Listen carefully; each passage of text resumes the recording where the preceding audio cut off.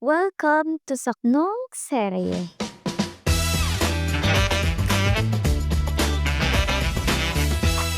Kapag tayo'y umiibig, iba't ibang emosyon ang bumabalot sa atin. Masaya, masakit, nakakakilig at minsan nakakapagod. Parang roller coaster, di ba? Pero ito ang tanong, pwede nga ba nating gamitin pananggalang ang pagmamahal para hindi tayo lamunin ng kalungkutan? Bago ang lahat, ako si Marjo. At welcome sa panibagong episode ng Saknong Serye. Ngayong araw, hindi muna tayo kikiligin, kundi masasaktan. Bakit ko nasabi? Tara na tuklasin natin ang saknong 28 na Florante at Laura. Munting gunam-gunam ng sintakot mutya, nang dahil sa aki, dakila kong tuwa. Higit na malaking hirap at dalita, parusa ng taong lilot walang awa. Katulad nga ng nabanggit ko kanina na ang tanong ay, pwede nga ba nating gamitin pananggalang ang pagmamahal para hindi tayo lamunin ng kalungkutan? At ang sagot natin dyan ay oo. Katulad ni Florante, nagdurusa siya habang nakagapos sa puno.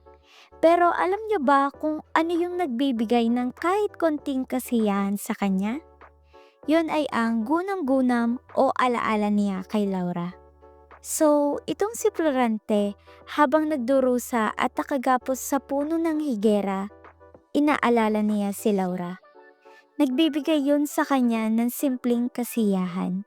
Kumbaga, pasamantalang naiibsan ang kanyang pagdurusang nararamdaman. Pero kahit ganun, nasabi sa saknong na ito na sobra-sobra din talaga yung hirap ng kanyang nararamdaman. Dahil sa parusa sa kanya ng mga taong walang awa. So, ayun, nasagot natin yung katanungan kanina na maaari natin magamit ang pagmamahal sa isang tao para makaiwas sa lungkot. Parang gamot lang no? Oo, may kirot sa pag-ibig. Pero minsan, ito rin ang ating gamot. Parang panandali ang lunas sa sakit na dala ng mundo. Kaya kung ikaw man ay may pinagdaraanan ngayon, tandaan mo, may mga tao at alaala na pwede mong panghawakan para patuloy kang lumaban.